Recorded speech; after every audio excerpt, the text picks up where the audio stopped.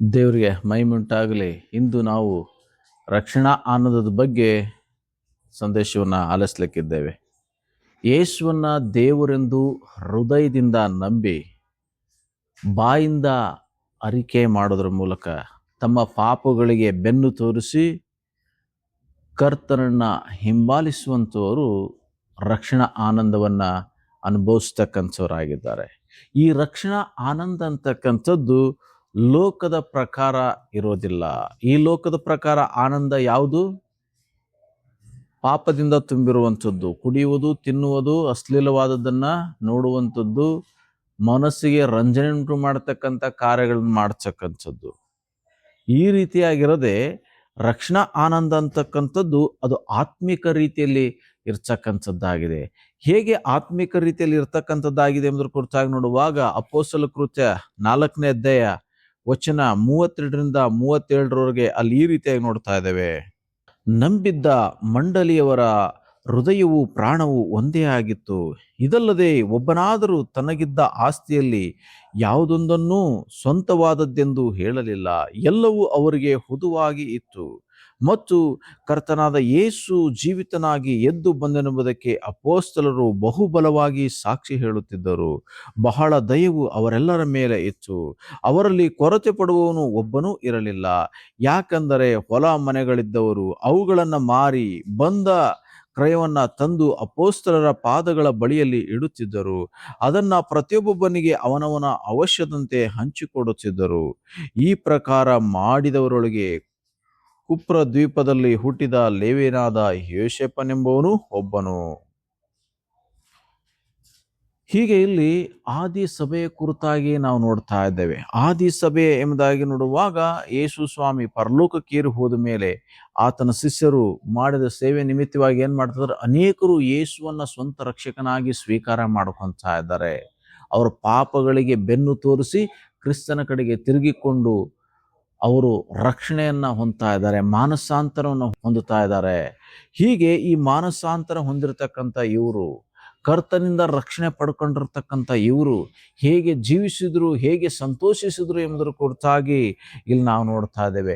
ಈಗ ರಕ್ಷಣೆ ಹೊಂದಿರತಕ್ಕಂಥ ಈ ಭಕ್ತರು ಯಾವ ರೀತಿಯ ಆ ರಕ್ಷಣಾ ಆನಂದವನ್ನು ಅನುಭವಿಸಿದ್ರು ಎಂಬುದನ್ನು ನೋಡುವಾಗ ಆತ್ಮಿಕ ರೀತಿಯಲ್ಲಿ ಅವರು ರಕ್ಷಣಾ ಆನಂದವನ್ನು ಅನುಭವಿಸಿದ್ರು. ಅದು ಹೇಗೆ ಎಂಬುದರ ಕುರಿತಾಗಿ ಇಲ್ಲಿ ಸ್ಪಷ್ಟವಾಗಿ ಹೇಳೋದನ್ನು ನಾವು ನೋಡ್ತಾ ಇದ್ದೇವೆ. ಹೇಗೆ ಮಾಡಿದ್ರು ಎಂಬುದನ್ನು ನೋಡುವಾಗ ದೇವರಿಗೆ ಸೇವೆ ಮಾಡೋದ್ರಲ್ಲಿ ಅವರು ಸಂತೋಷಿಸಿದ್ರು. ರಕ್ಷಣಾನಂದ ದೇವರಿಗೆ ಸೇವೆ ಮಾಡುವುದರಲ್ಲಿ. 2, ತಮಗಿರುವಂಥದ್ದನ್ನ ಕೊಡೋದ್ರ ಮೂಲಕ ಅವರು ಸಂತೋಷಿಸಿದ್ರು. ಅಂದರೆ ಕರ್ತನಿಂದ ತಾವು ಏನೆಲ್ಲವನ್ನ ಹೊಂದಿಕೊಂಡಿದ್ರು ಅವೆಲ್ಲವನ್ನ ಕರ್ತನಿಗಾಗಿ ಕೊಡುವುದರಲ್ಲಿ ಅವರು ಸಂತೋಷವನ್ನ ಪಡ್ತಾ ಇದ್ರು. ರಕ್ಷಣಾ ಆನಂದ ಅಂದ್ರೆ ಈ ರೀತಿಯಾಗಿ ಆನಂದ ಪಡ್ತಕ್ಕಂಥದ್ದು. ಒಬ್ಬ ವ್ಯಕ್ತಿ ರಕ್ಷಣೆ ಹೊಂದಿದವನು ಹೇಗೆ ಆನಂದ ಪಡಬೇಕೆಂಬುದನ್ನು ನೋಡುವಾಗ ಲೌಕಿಕ ರೀತಿಯಾಗಿ ಅಲ್ಲ, ಬದಲಾಗಿ ಇಲ್ಲಿ ತಿಳಿಸಿದ ಹಾಗೆ ಕರ್ತನ ಸೇವೆ ಮಾಡೋದ್ರೆಲ್ಲ ಸಂತೋಷ ಪಡ್ತಾ ಇದ್ರು. ಅವ್ರೇನ್ ಮಾಡಿದ್ರು? ಯೇಸು ಕ್ರಿಸ್ತನ ದೇವರು ಎಂಬುದಾಗಿ, ಕರ್ತನು ರಕ್ಷಕನ ಆತನು ಎದ್ದಿದ್ದಾನೆ ಎಂಬುದಾಗಿ ಬಲವಾಗಿ ಸಾಕ್ಷಿ ಹೇಳ್ತಾ ಇದ್ರು ಎಂಬುದಾಗಿ ನಾವು ವಾಕ್ಯವನ್ನ ನೋಡ್ಕೊಂಡಿದ್ದೇವೆ. ಹೀಗೆ ಅವರು ದೇವರ ಸಂದೇಶವನ್ನು ಇತರರಿಗೆ ಸಾರುವುದರಲ್ಲಿ ಸಂತೋಷ ಇತ್ತು ಅವ್ರಿಗೆ. ಮಾತ್ರವಲ್ಲ, ಕೊರತೆಯಲ್ಲಿರ್ತಕ್ಕಂಥವ್ರಿಗೆ ಸಹಾಯ ಮಾಡೋದ್ರಲ್ಲಿ ಅವ್ರು ಸಂತೋಷ ಪಡ್ತಾ ಇದ್ರು. ಹೇಗೆ ಎಂಬುದ ನೋಡುವಾಗ ತಮಗಿರ್ತಕ್ಕಂಥ ಸ್ವಾಸ್ಥ್ಯದಲ್ಲಿ ಯಾವುದು ಒಂದು ನಂದುದು ಎಂಬುದಾಗಿ ಹೇಳಲಿಲ್ಲ ಎಂಬುದಾಗಿ ನಾವು ನೋಡ್ತಾ ಇದ್ದೇವೆ ವಚನದಲ್ಲಿ. ಅಂದ್ರೆ ಯಾವುದೂ ಸಹ ಅವ್ರೇನ್ ಮಾಡ್ಲಿಲ್ಲಪ್ಪ ಅಂದ್ರೆ ಇದು ನಂದು ನನಗಾಗಿರ್ತಕ್ಕಂಥದ್ದು ಎಂಬ ಭಾವನೆಯಿಂದ ಇರಲಿಲ್ಲ. ಬದಲಾಗಿ ಕೊರತೆಯಲ್ಲಿರೋರು ಎಲ್ಲರಿಗೂ ಸಹ ಏನ್ ಮಾಡ್ತಾ ಇದ್ರು ಅಂತಂದ್ರೆ ಅವರ ಆಸ್ತಿಯಲ್ಲಿ ಬಂದಿರತಕ್ಕಂಥ ಹಣವನ್ನ ಅವ್ರೇನ್ ಮಾಡ್ತಾ ಇದ್ರು, ಅವರವರ ಅಗತ್ಯತೆಗೆ ತಕ್ಕಂತೆ ಅವ್ರು ಹಂಚ್ತಾ ಇದ್ರು ಎಂಬುದಾಗಿ, ಕೊಡ್ತಾ ಇದ್ರು ಎಂಬುದಾಗಿ ನಾವು ನೋಡ್ತಾ ಇದ್ದೇವೆ ಪ್ರೇರೆ. ಹೀಗೆ ಈ ಭಕ್ತರು ಏನ್ ಮಾಡಿದ್ರು ಎಂಬುದನ್ನು ನೋಡುವಾಗ ಮಾನಸಾಂತರ ಹೊಂದಿರತಕ್ಕಂಥವ್ರು ರಕ್ಷಣಾ ಆನಂದವನ್ನು ಅನುಭವಿಸಿದ್ರು. ಹೇಗೆ? ಇತರರ ಕೊರತೆಯಲ್ಲಿ ಸಹಾಯ ಮಾಡೋದ್ರ ಮೂಲಕ. ಅಂದ್ರೆ ಇತರರ ಕಷ್ಟ ಸಂಕಟದಲ್ಲಿ ಭಾಗಿಯಾಗುವುದರಲ್ಲಿ ಇವರು ಸಂತೋಷವನ್ನ ಅನುಭವಿಸಿದ್ರು. ಅಂದ್ರೆ ಇತರರ ಕಷ್ಟದಲ್ಲಿ ತೊಂದರೆಯಲ್ಲಿದ್ದಾರೆ ಎಂಬುದನ್ನು ನೋಡುವಾಗ ಅವ್ರೇನ್ ಮಾಡ್ತಾರೆ? ಆ ಕಷ್ಟ ತೊಂದರೆಗಳಲ್ಲಿ ಭಾಗಿಯಾಗ್ತಾ ಇದ್ರು. ಅಂದ್ರೆ ಇವರು ಯಾಕೆ ತಮ್ಮ ಆಸ್ತಿಗಳನ್ನ ಮಾರಿ ಅಲ್ಲಿಂದ ಬಂದಂತ ಹಣವನ್ನ ಅಪೊಸ್ತಲರ ಪಾದಗಳ ಬಳಿಯಲ್ಲಿ ಇಡ್ತಾ ಇದ್ರು ಎಂಬುದನ್ನು ನೋಡುವಾಗ ಕಷ್ಟದಲ್ಲಿ ಯಾರೂ ಸಹ ಇರಬಾರ್ದು, ಕೊರತೆಯಲ್ಲಿ ಯಾರೂ ಸಹ ಇರಬಾರ್ದು ಎಂಬತಕ್ಕಂಥ ಭಾವ.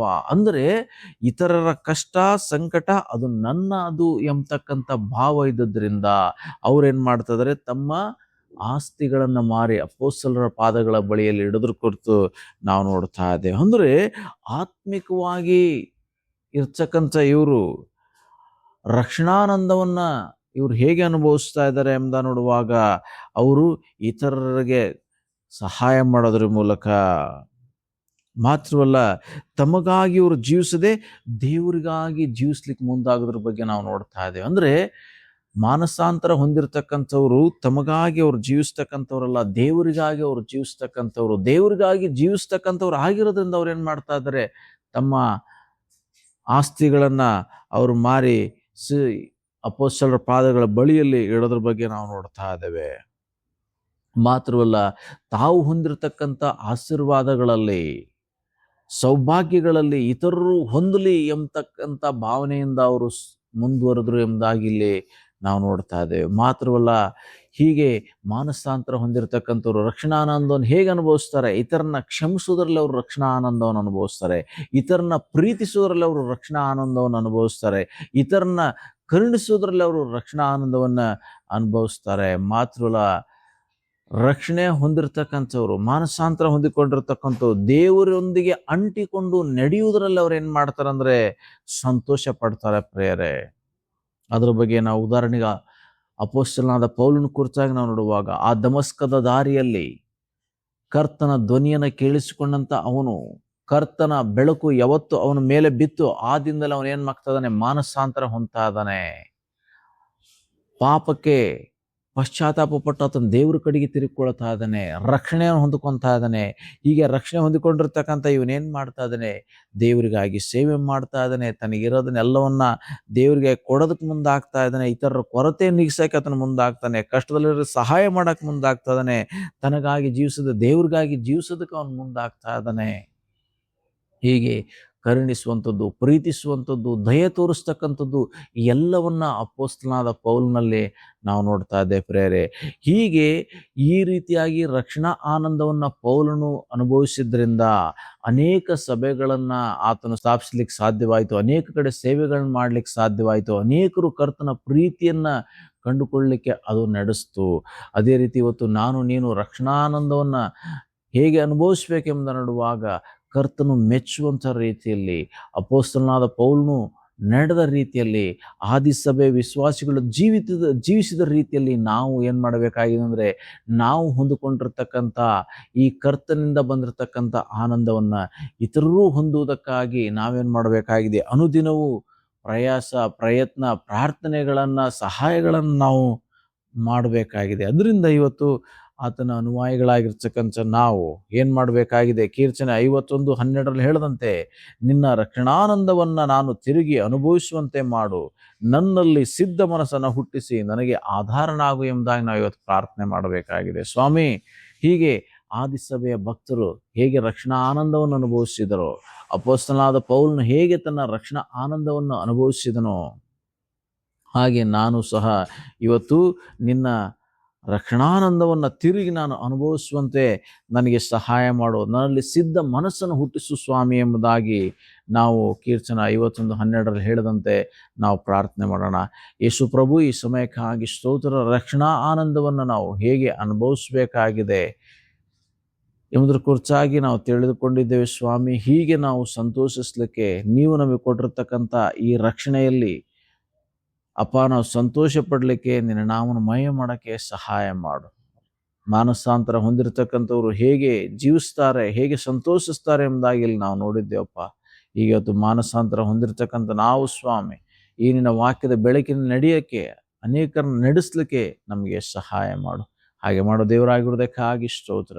ಇನ್ನು ಯಾರ್ಯಾರು ಕರ್ತನೆ ಮಾನಸಾಂತರ ಹೊಂದಲಿಲ್ವೋ, ಯಾರ್ಯಾರು ನಿನ್ನ ಕಡೆಗೆ ತಿರ್ಕೊಳ್ಳಿಲ್ವೋ ಸ್ವಾಮಿ, ಯಾರಲ್ಲಿ ಇನ್ನೂ ಪರಿವರ್ತನೆ ಉಂಟಾಗಲಿಲ್ವೋ ಸ್ವಾಮಿ, ಅಂಥವರ ಜೀವಿತಗಳನ್ನು ಪರಿವರ್ತನೆ ಮಾಡು.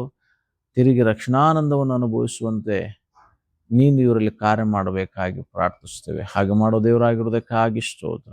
ಯೇಸುವಿನ ಹೆಸರಲ್ಲಿ ಪ್ರಾರ್ಥಿಸ್ತೇವೆ ಪರಲೋಕ ತಂದೆಯೇ, ಆಮೇನ್. ಈ ಸಂದೇಶ ಆಶೀರ್ವಾದಕರವಾಗಿದ್ದರೆ ಇತರರಿಗೆ ಶೇರ್ ಮಾಡಿಕೊಡೋದ್ರ ಮೂಲಕವಾಗಿ ದೇವರ ನಾಮವನ್ನು ಮಹಿಮೆ ಮಾಡಬೇಕಾಗಿ ನಿಮ್ಮಲ್ಲಿ ವಿನಂತಿಸಿಕೊಳ್ತೇನೆ. ದೇವರು ನಿಮ್ಮನ್ನು ಆಶೀರ್ವದಿಸಲಿ.